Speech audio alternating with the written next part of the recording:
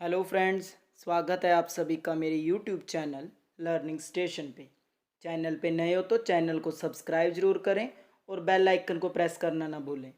आज इस वीडियो में हम जिस टॉपिक के बारे में डिस्कस करने जा रहे हैं वो है हमारा बीएड फोर्थ सेमेस्टर के इंक्लूसिव स्कूल का यूनिट फर्स्ट का first chapter, that is disability, concept and nature of disability. तो शुरू करते हैं पहले डिसेबिलिटी से। तो डिसेबिलिटी क्या होता है? It refers to a physical और mental condition of a person which limits a person's abilities and functioning. कि ये क्या है? एक फिजिकल और मेंटल, शारीरिक या मानसिक ऐसी स्थिति है जिसमें क्या है, इंसान को जो रोकती है उसके काम करने से या जो वो करना चाहता है, जो उसकी डेली लाइफ एक्टिविटीज़ है। तो अगर हम डिसेबिलिटी के बारे में देखें तो डिसेबिलिटी दो शब्दों से मिलके बना है, डिस जमा एबिलिटी। जो डिस है ये क्या है? एक लेटिन वर्ड से आया है जिसका मतलब होता है अवे या अपार्ट, मतलब उससे अलग करना या दूर रखना। और एबिलिटी क्या है? किसी चीज़ को करने की क्षमता, कैपेसिटी टू डू समथिंग। तो दोनों को मिला के क्या बनता है कि डिसेबिलिटी क्या हुआ कि जो हमारी काम करने की क्षमता है उससे हमको दूर रखे, वो क्या है? Disability. Disability is any condition of body or mind that makes it more difficult for the person with the condition to do certain activities and interact with the world around them. क्या बोल रहे हैं कि एक ऐसी condition है दिमाग की या शरीर की जिससे क्या है, किसी भी व्यक्ति के लिए ये डिफ़िकल्ट करता है, समस्या पैदा करता है कुछ एक्टिविटीज़ परफॉर्म करने के लिए या अपना जो समाज है उसके साथ इंटरेक्ट करने के लिए। The concept of disability refers to the recognition and understanding that individual with impairment or limitations may face barriers in participating in society. क्या बोल रहा है कि डिसेबिलिटीज़ क्या है कि इस बारे में समझ होना कि जो इंडिविजुअल है वो इम्पेयरमेंट की वजह से या लिमिटेशंस की वजह से उसके सामने क्या है, बैरियर्स आ जाते हैं, हर्डल्स आ जाते हैं सोसाइटी में पार्टिसिपेट करने को, या कोई भी एक्टिविटी हो रही है समाज में उसमें पार्टिसिपेट करने को जब उसे रोक दिया जाता है, उसकी खुद की एबिलिटीज़ जो कि है डिसेबिलिटीज़ जो उसे रोकती है वो काम करने से।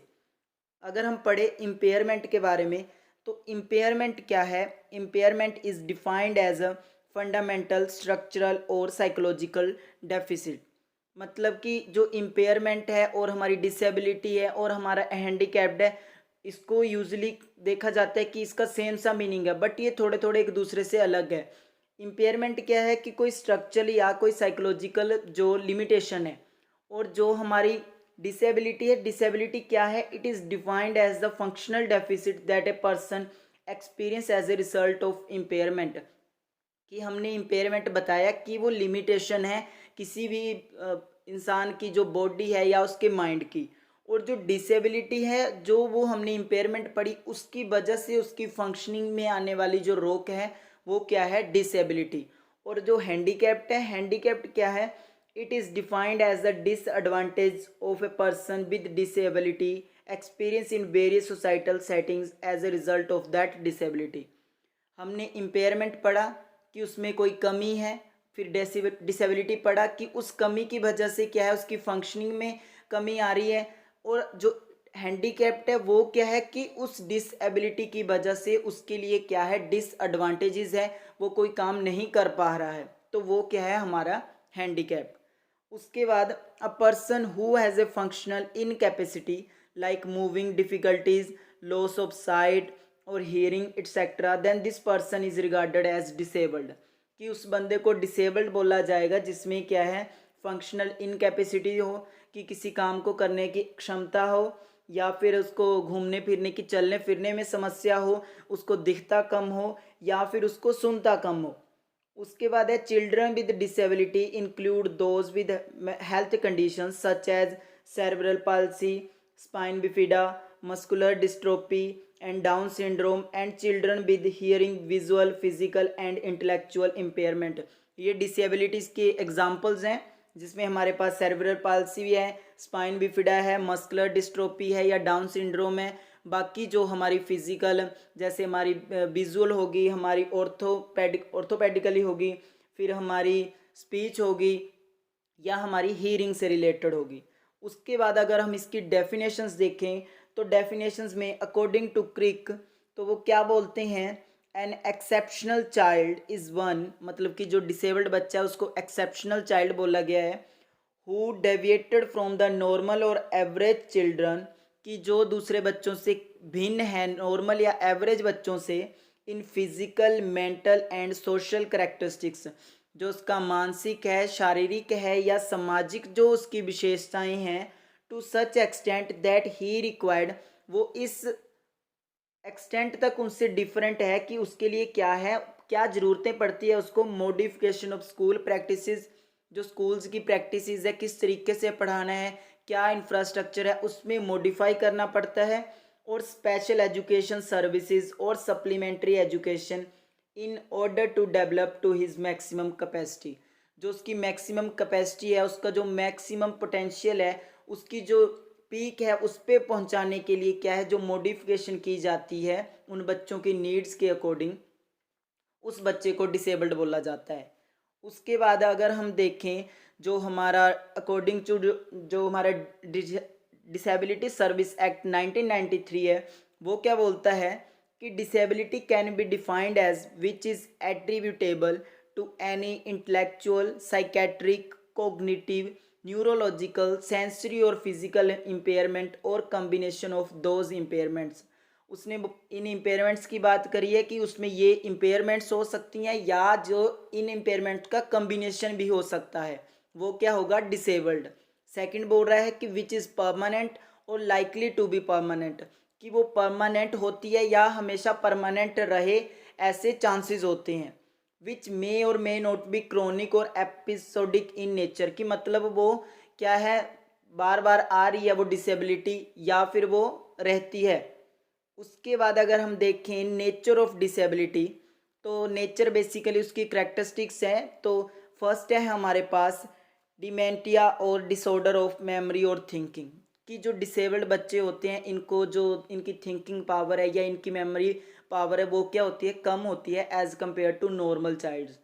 उसके बाद है प्रोसेसिंग स्पीड, किसी इन्फॉर्मेशन को प्रोसेस करने में, समझने में जो इनकी स्पीड होती है वो काफ़ी स्लो होती है। डिपेंड करता है उनको किस तरीके की डिसेबिलिटी है, उनको मेंटली है या हीरिंग है या विजुअल है, कोई भी डिसेबिलिटी हो, कहीं ना कहीं किसी तरीके से जो क्या है प्रोसेसिंग में वो स्लो करेंगे एज कम्पेयर टू अदर्स।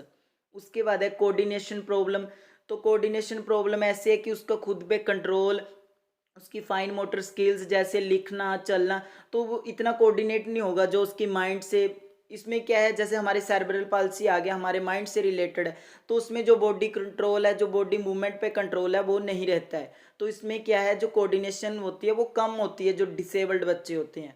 उसके बाद है एकेडमिक डिफ़िकल्टीज़, अभी क्या है ये बच्चे प्रोसेस लेट करते हैं, इनको जो थिंकिंग होती है वो इतनी ज़्यादा नहीं होती है, इनकी मेमोरी इतनी स्ट्रॉन्ग नहीं होती है, तो इनको क्या है मतलब अपने जो क्लास के बच्चे हैं या जो अपनी एज के बच्चे हैं उनके साथ अगर एकेडमिकली देखा जाए तो डिफ़िकल्टी फेस करते हैं उनको compete करने में। और जो इनका डिज़ायर्ड जो टीचर के द्वारा सेट की होती है कि ये बच्चा ये अचीव कर लेगा, ये इस बारे में नॉलेज होगी, तो उसमें क्या है ये कहीं ना कहीं लैग करते हैं। उसके बाद है attention problem and hyper activity, जो ये बच्चे होते हैं ये क्या है, इनमें एकाग्रता की कमी होती है, ये कंसंट्रेट नहीं कर पाते इजीली, तो जिसकी वजह से क्या है ये हाइपर एक्टिव होते हैं या इम्पल्सिव होते हैं। उसके बाद है लैंग्वेज डिफेक्ट, अभी क्या है ये बच्चे इतना ज़्यादा इंटरेक्ट नहीं करते दूसरों से, इनमें क्या है इन्फीरियोरिटी कॉम्प्लेक्स, हीन भावना होती है खुद के लिए, तो दूसरों से इंटरेक्ट नहीं करेंगे तो इनका जो कम्युनिकेट करने का तरीका है या जो इनकी कम्युनिकेशन है वो इतनी ज़्यादा डेवलप्ड नहीं होगी। उसके बाद है परसेप्शन, किस तरीके से चीज़ों को परसीव कर रहे हैं, फिर चाहे वो सामने वाले का बिहेवियर है या कोई इन्फॉर्मेशन दी जा रही है या किसी के साथ इंटरेक्ट कर रहे हैं, तो ये बच्चों का जो परसेप्शन होता है वो भी क्या है बाकियों के मुकाबले कम होता है। उसके बाद है अटेंशन डिसऑर्डर, ये आ गया कि उस उनमें एकाग्रता की कमी होती है, वो क्या है इतने अटेंटिव नहीं होते क्लास में, या उनकी डिसेबिलिटी की वजह से क्या है उनको प्रॉब्लम्स रहती है जिसकी वजह से उनका जो कंसंट्रेशन है वो बनी नहीं रहती क्लास में। उसके बाद है बिहेवियरल प्रॉब्लम्स, इन बच्चों का जो बिहेवियर है वो एकदम से ये रोने लगते हैं या एकदम से हंसने लगते हैं या गर्दन नीचे करके किसी से बात नहीं करते हैं, तो कुछ इस तरीके से ये बिहेव करते हैं, तो इनमें क्या है बिहेवियरल प्रॉब्लम्स भी होती हैं। उसके बाद है पुअर सोशल स्किल्स, कम इंटरेक्ट करते हैं, लोगों को देखकर क्या है ये सहम से जाते हैं, जिससे क्या है ये उनसे बातचीत कम करते हैं और इनके जो सोशल स्किल्स होती है, कम्युनिकेशन पावर या कोऑपरेशन, वो क्या होती है, कम होती है। उसके बाद है स्यूडो वल्बर अफेक्ट और इमोशनल डिसेबिलिटी। ये बच्चे क्या है इमोशनली इतने ज़्यादा स्टेबल नहीं होते, स्ट्रोंग नहीं होते, इजीली किसी की बात पे हर्ट हो जाएंगे या फिर हंसना शुरू कर देंगे, रोना शुरू कर देंगे, छोटी छोटी बात इनको क्या है हर्ट कर देती है। तो ये है नेचर ऑफ डिसेबिलिटी और नेचर ऑफ डिसेबल्ड चाइल्ड या चिल्ड्रंस। उसके बाद है हमारा कैटेगरीज ऑफ डिसेबिलिटी, मतलब कि उसकी श्रेणियाँ। तो कैटेगरीज में सबसे पहले हमारे पास माइल्ड है, माइल्ड डिसेबिलिटी, फिर है मॉडरेट डिसेबिलिटी, फिर है स्वेयर और प्रोफाउंड डिसेबिलिटी। तो माइल्ड डिसेबिलिटी देख लेते हैं। इसमें क्या है, जो डेवलपमेंट है वो स्लो होती है, जो स्पीच डेवलपमेंट होती है उसमें भी डिले होता है, और जो कॉन्सेप्ट की फॉर्मेशन होती है, जो अंडरस्टैंडिंग होती है किसी कॉन्सेप्ट को लेकर, वो क्या होती है इन बच्चों के लिए डिफ़िकल्ट होती है, जो माइल्ड डिसेबल्ड बच्चे होते हैं।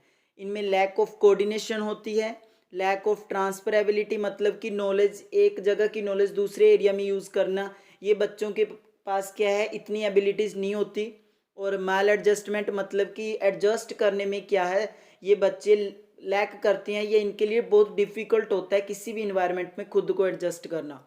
Poor growth of life skills, जो जीवन के कौशल है वो क्या है, इनकी स्किल्स की ग्रोथ क्या है बहुत कम होती है, बहुत ही पुअर होती है। उसके बाद अगर हम इनकी आईक्यू रेंज की बात करें तो इनकी आईक्यू रेंज 50 टू 70 होती है, एक स्टैंडर्डाइज टेस्ट ऑफ आईक्यू।